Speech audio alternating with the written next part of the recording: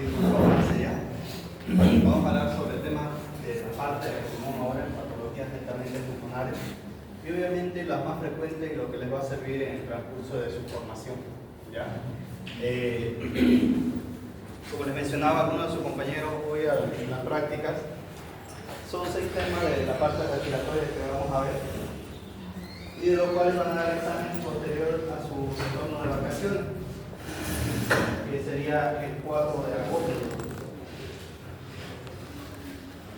para que vayan y pasen unas felices vacaciones estudiando anatomía patológica.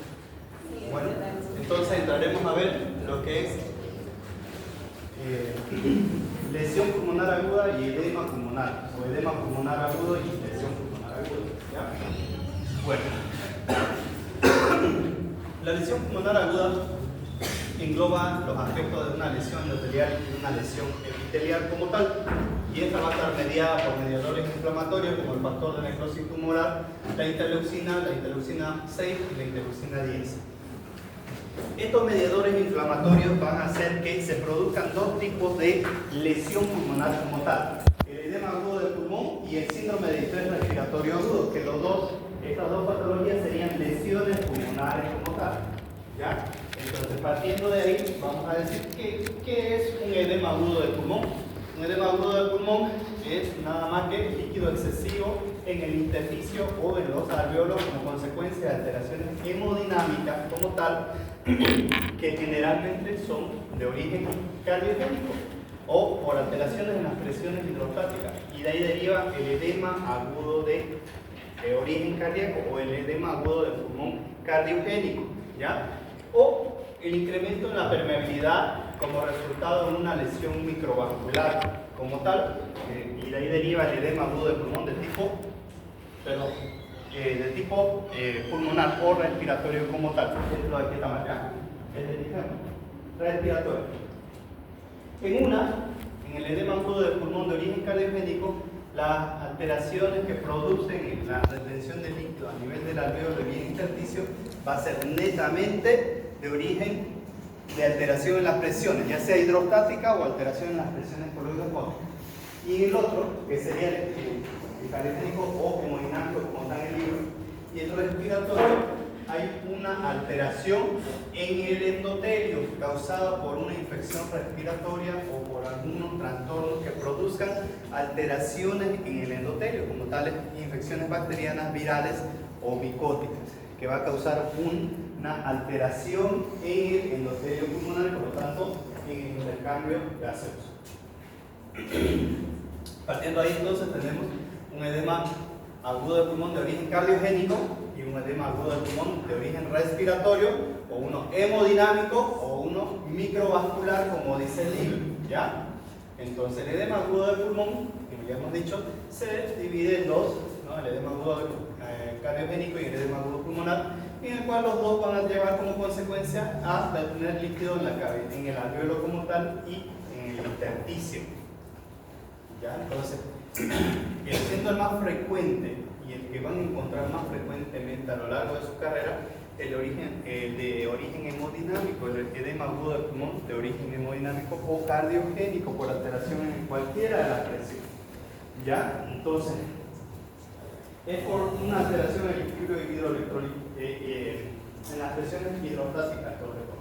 Y esto va a dar como manifestaciones congestión pulmonar o aumento de líquido en lo que es alveolo e intersticio, y se va a manifestar en una radiografía de tórax, como lo ven, infiltrado en alas de mariposa bilateral, y el paciente va a tender a tener dificultad respiratoria de inicio súbito sobre todo. Y esto se da por una claudicación en la aurícula izquierda, como consecuencia de no poder vaciar su contenido al ventrículo izquierdo. Pero como consecuencia de ello, ¿no? Va a haber aumento retrógrado de la presión pulmonar. Etiológicamente puede ser causado por los siguientes mecanismos fisiopatológicos, principalmente el desequilibrio de la fuerza de Frank-Starling, es decir, un incremento de la presión capilar pulmonar y una disminución de la presión osmótica del pulmón. Como lo habíamos mencionado, ¿no? ¿Qué es el mecanismo de Frank-Starling a nivel cardíaco? ¿Qué dice la ley de Frank-Starling? Fisiología 1. El aumento de volumen. ley de Frank-Starling dice que a mayor volumen, mayor fuerza de contracción, ¿no? Entonces cualquier alteración en ese mecanismo, que puede ser por una insuficiencia cardíaca, por una miocardiopatía chagásica dilatada, una miocardiopatía por un infarto agudo de miocardio extenso o un tromboembolismo pulmonar, va a causar aumento de las presiones y una disminución de la contractilidad. O puede ser que sea una insuficiencia cardíaca secundaria, por ejemplo, disminución de la presión oncótica del plasma.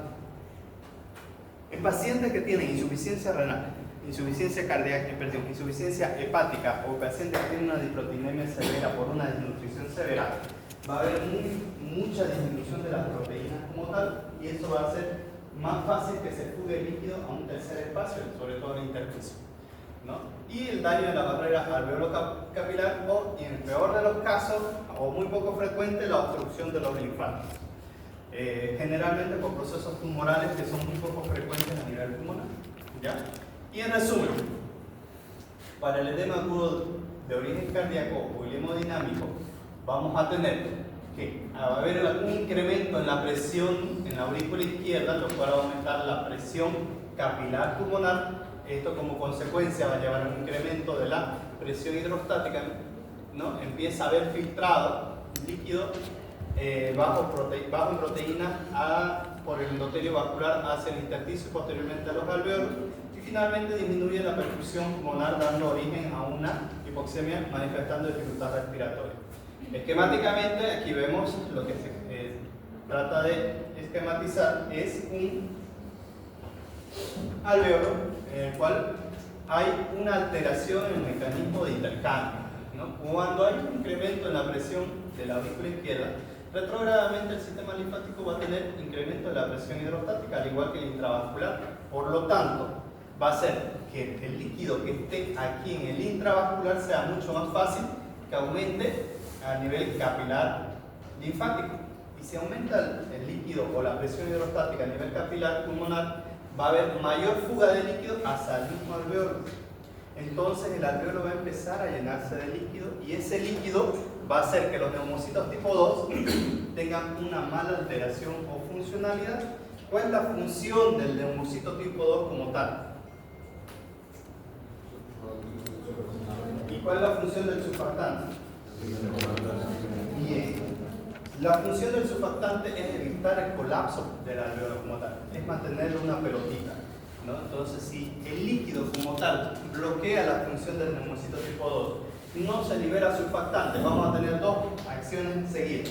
Vamos a tener más acumulación de líquido en el alveolo, vamos a tener una disminución en la producción del surfactante, y por tanto va a haber una mayor colapsabilidad. Entonces el pulmón va a estar con líquido y por otro lado va a tener tendencia a colapsarse, por lo tanto va a dar esa manifestación de disnea y falta de aire como consecuencia de una hipoxemia. La hipoxemia, ¿qué quiere decir? Que por esta alteración de que hay más líquido y no se puede hacer una correcta hematosis, ventilación alveolo capilar, no va a haber intercambio gaseoso entre el alveolo y el eritrocito, va a disminuir los niveles de oxígeno en sangre y el paciente va a empezar a sentir esa sensación de falta de aire, incluso se va a poner más cianótico o se va a poner azul. ¿Ya? Entonces, ¿por qué se produce la hipoxemia? Normalmente tenemos un alveolo el cual tiene vasos alrededor de él, donde el alveolo como tal, el eritrocito no es que entre el alveolo y en el alveolo se oxigene o se produce la hematosis. El eritrocito nunca está en contacto con el alveolo, sino que hay una difusión facilitada de oxígeno del alveolo al eritrocito, y por lo tanto ahí es cuando se oxigena o se carga de oxígeno, ¿no? Y cuando existe acumulación de líquido en el alveolo, por cualquiera de los mecanismos antes mencionados, esta barrera va a ser más extensa y por lo tanto el eritrocito no va a poder tener ese intercambio gaseoso, y por un lado y por el otro el alveolo que va a tender a colapsarse. ¿Alguna duda, alguna pregunta sobre esta parte? ¿Algo que no haya quedado claro? ¿Listo para el examen entonces? Entonces, histopatológicamente lo que marca el libro y lo que se debe ver en un paciente que sufre un edema agudo del pulmón va a haber capilares ingurgitados o mal aumentados de tamaño, ¿no? Aparición de exudado intraalveolar de aspecto rosado pálido, que es lo que se ve acá. Esta es una placa histológica de un edema agudo del pulmón, en el cual evidentemente se ha hecho una coloración de eso y un corte histológico, donde vemos los tabiques interlobulares y algunos restos celulares que son esos puntitos fuera. Ese líquido rosado que normalmente no debería haber es el agua o líquido que llenó los pulmones y se tiñó con la coloración, ¿ya? Entonces, macroscópicamente se ven unos pulmones más pesados, de aspecto húmedo, incluso de color grisáceo, ¿ya? Y esto puede ser pregunta de examen. Generalmente se conoce un tipo de células que engloban los eritrocitos ya degradados. Y estos son los macrófagos cargados de hemosiderina, que son marcadores de congestión pulmonar crónica, no aguda, ¿ya? No puede ser. Diga usted si es falso o verdadero que los macrófagos cargados de hemosiderina aparecen en lesiones, en congestión pulmonar de tipo agudo. ¿Falso o verdadero? Falso. Y usted le va a poner verdadero. Entonces, esta pregunta es característica de anatomía patológica porque marcan una congestión aguda de una congestión crónica. Y eso histológicamente se ve de la siguiente manera. Obviamente no van a haber placas en su examen, ¿no? Pero los macrófagos cargados de hemosiderina no son nada más que estas células con puntitos azules que tienen esos puntitos color marrón en toda su extensión, que son macrófagos que han ido a encapsular los restos de eritrocitos. Como los eritrocitos tienen hierro en su interior, es lo que marca dentro de la célula. Entonces son los famosos macrófagos cargados de hemosiderina, ¿ya? Y si logramos ver un paciente tras que haya fallecido con un edema agudo del pulmón, lo que pudiéramos ver es la siguiente imagen. Vemos un pulmón más rojo de lo común, de peso mayor de lo habitual, y con estas imágenes como si fueran espuma dentro del parénquima como tal, que es el líquido que traduce una congestión pulmonar. Histológicamente lo que les mencionaba. En este lado podemos visualizar un pulmón o un corte histológico de un pulmón normal, en el cual se pueden ver los vacinos alveolares, y esos vacinos alveolares tienen la característica de ser células planas, y en su interior, como en el pulmón normalmente hay aire, no hay nada. ¿Ven? ¿No? Ese es un pulmón normal que tiene una celularidad de un epitelio plano, simple.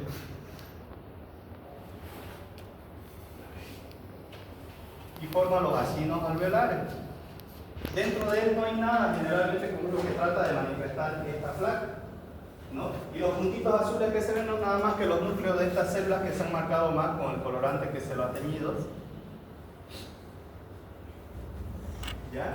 Y a este lado vamos a visualizar una placa en un pulmón con un edema agudo del pulmón, donde vemos que hay destrucción del acino alveolar. Como lo ven, los acinos alveolares están más destruidos, ¿ya? Hay restos celulares dentro del mismo alveolo como tal, y lo que llama la atención bastante es este líquido de color rosáceo que se ha teñido con la coloración, que traduce edema agudo del pulmón.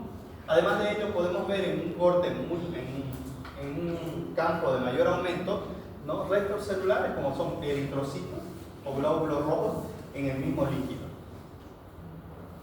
¿Alguna pregunta sobre edema agudo del pulmón de origen hemodinámico o vascular?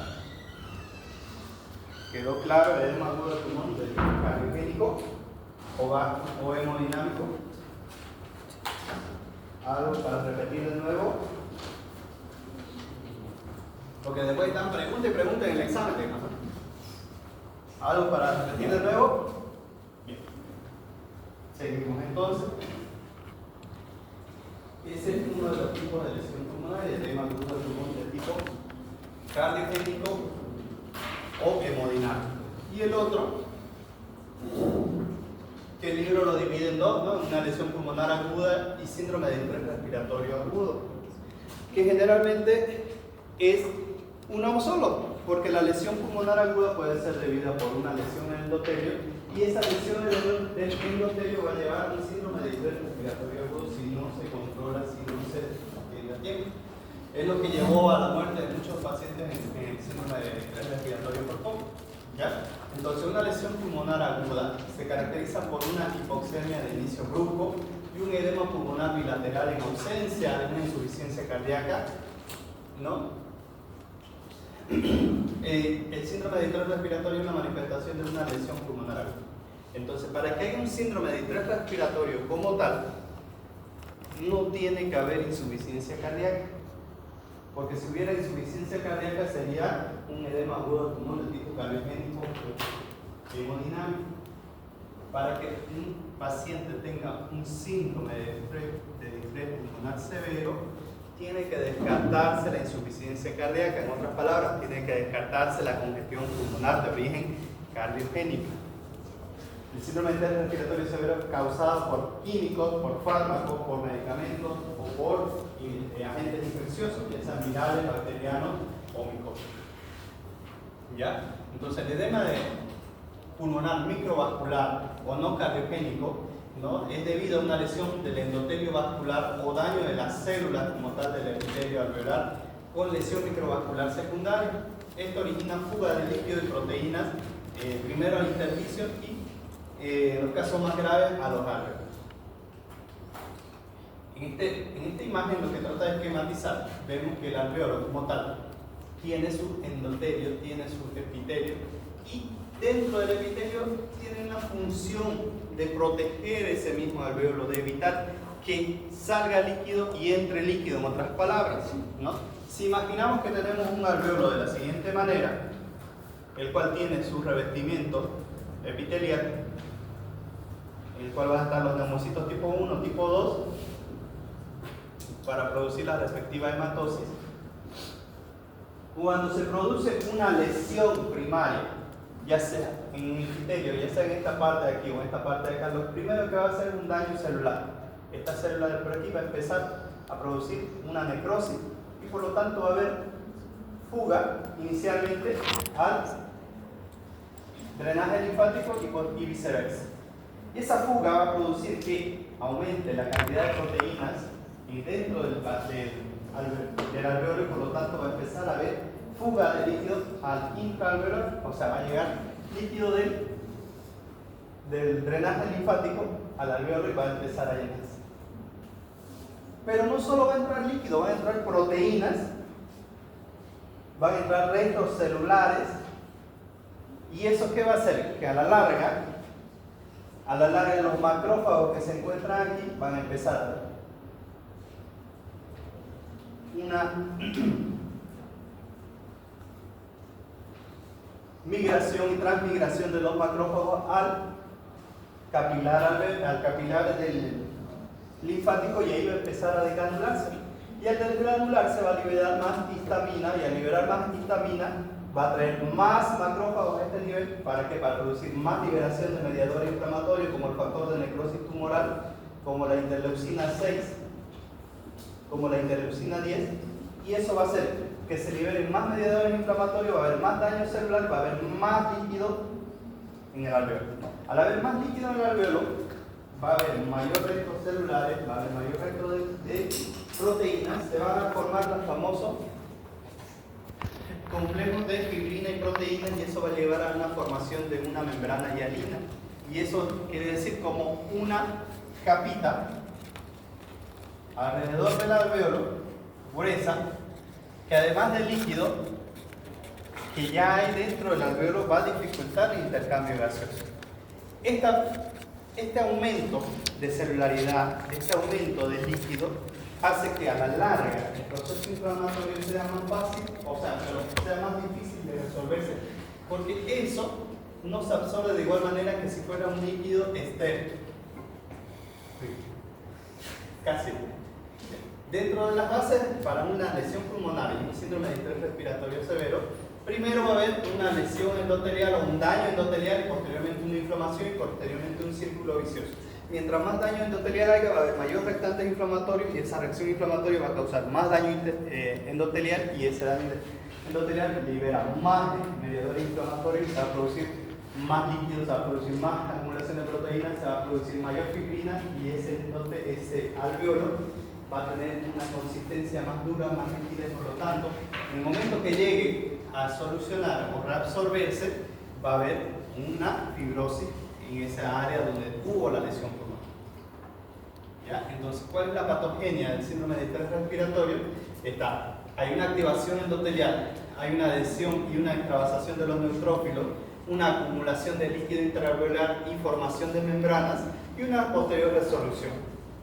¿Ya? En la activación endotelial es vital o es primordial, ¿no?, la acción del factor de necrosis tumoral, el cual se libera a raíz de un daño endotelial y una producción de más moléculas de adhesión.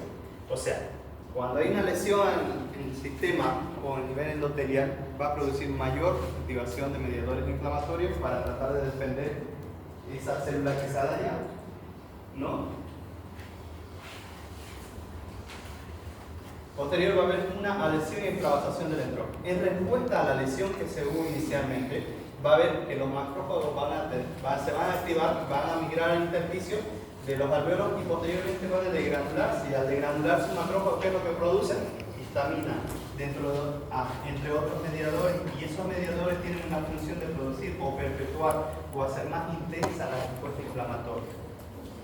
¿Ya? Posterior a ello existe una acumulación cuando ya se activó el endotelio, cuando ya se hizo una adhesión y extravasación de los macrófagos, y posterior degranulación va a haber una acumulación de líquido en el alveolo, ¿no?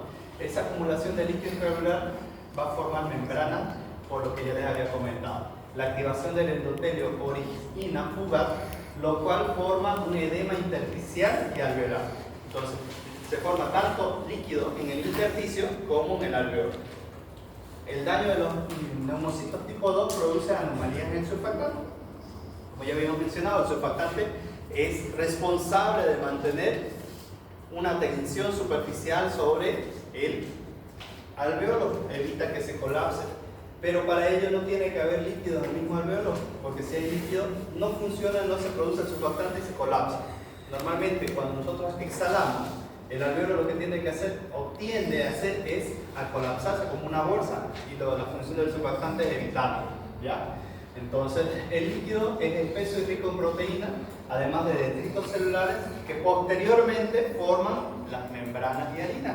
Es la famosa enfermedad de los neonatos cuando nacen prematuros, ¿no es cierto? La enfermedad de las membranas hialinas, que podría ser pregunta de examen. Diga usted cuál es la enfermedad del neonato según la falta de surfactante, ¿no? O otra pregunta de examen, diga usted qué función tiene el neumocito tipo 2. ¿Ya?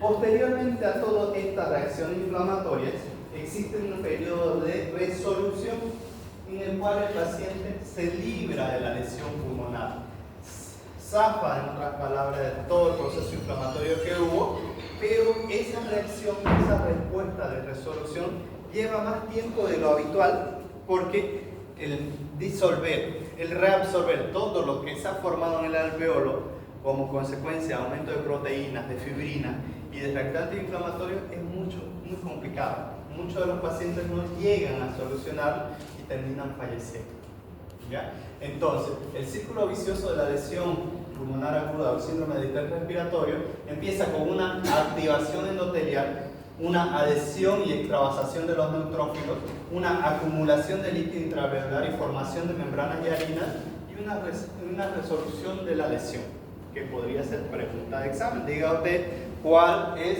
el círculo o la evolución fisiopatológica de la lesión pulmonar o la síndrome de estrés respiratorio agudo. ¿Ya? Entonces, si lográsemos ver un paciente posterior a una lesión pulmonar aguda o con un síndrome de estrés respiratorio pulmonar agudo, veremos que existen dos fases en el cual se puede visualizar. En la primera fase, una fase aguda, unos pulmones densos por la misma congestión y el edema intersticial, depósitos de fibrina y además daño alveolar difuso. Las paredes alveolares van a estar recubiertas de membranas hialinas. Estas son formadas por líquido del edema rico en proteína, en fibrina y restos de células necróticas, ¿ya? En otras palabras, es como si se precipitara todo lo que hay en el líquido. Si hiciéramos un café y le echáramos y lo batiéramos y lo dejáramos, después va a haber una precipitación de ese mismo, de lo que no se logre disolver, Lo mismo pasa, ¿no? Va a haber esto de fibrinas, proteínas, células necróticas en el fondo del alveolo, ¿ya?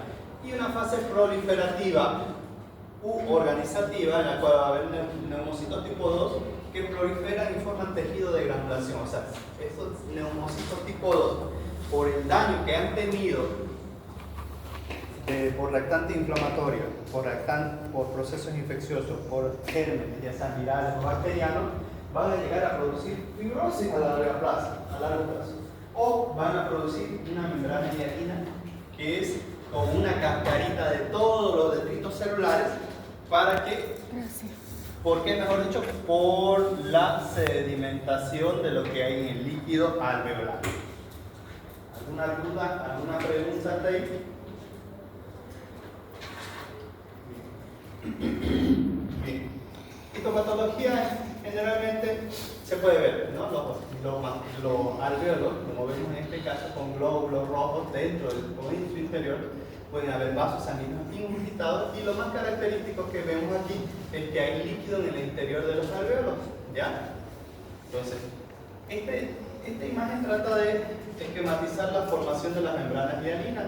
Tenemos el daño del endotelio o del epitelio alveolar como tal, como tanto los neumocitos tipo 2 van a empezar a producir un proceso de apoptosis, y esos restos celulares van a empezar a precipitar, ¿no? Eso va a empezar a precipitar y va a haber fibrina en el fondo, podemos decir, del alveolo, lo cual va junto a los restos apoptóticos de los neumocitos tipo 1, proteínas, va a empezar a formar la famosa membrana hialina.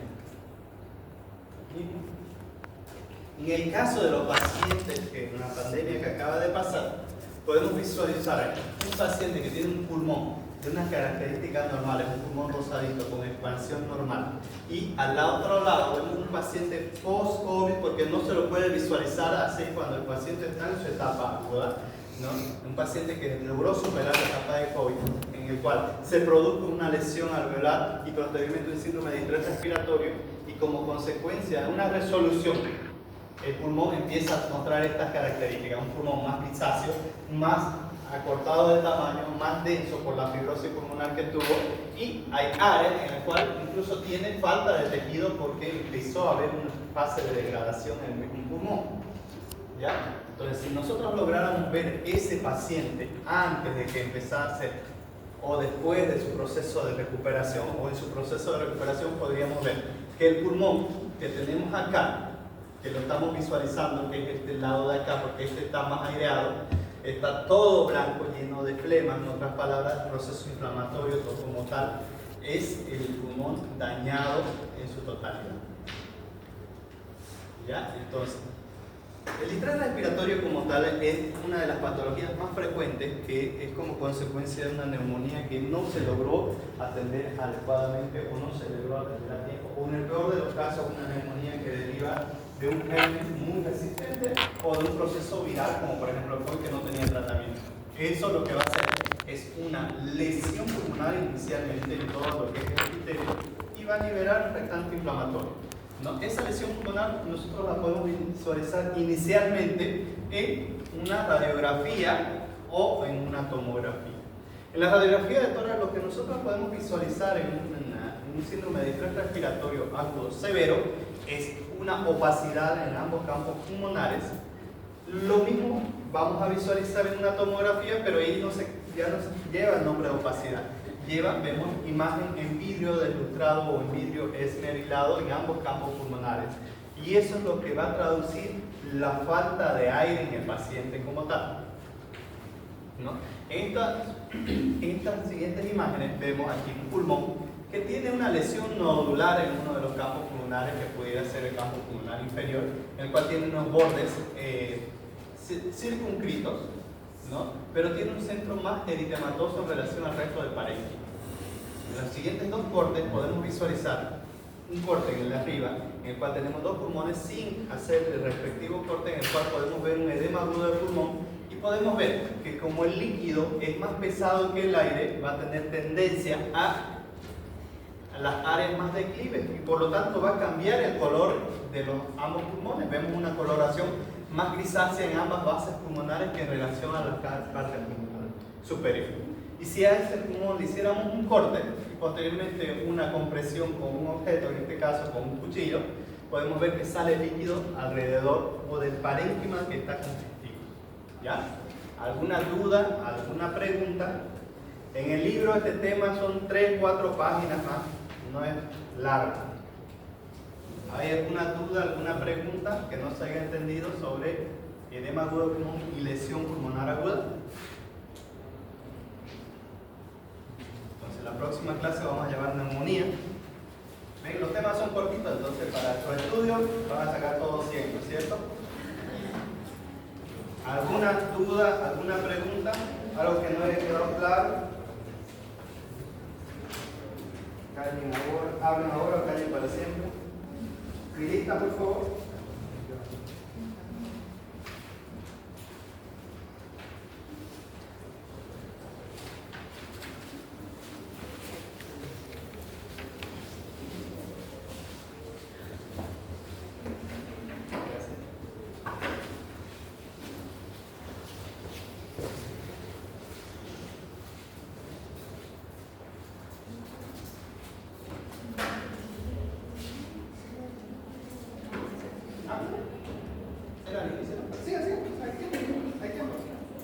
No van a encuestar, dicen.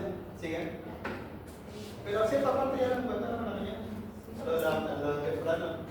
No sé si esperaron en su correo de que llegó una encuesta de parte de la universidad para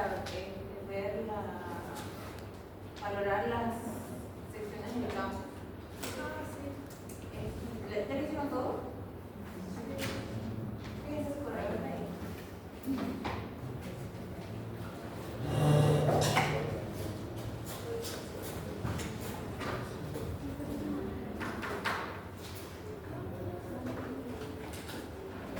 Fíjense lo que falta en hacer su encuesta.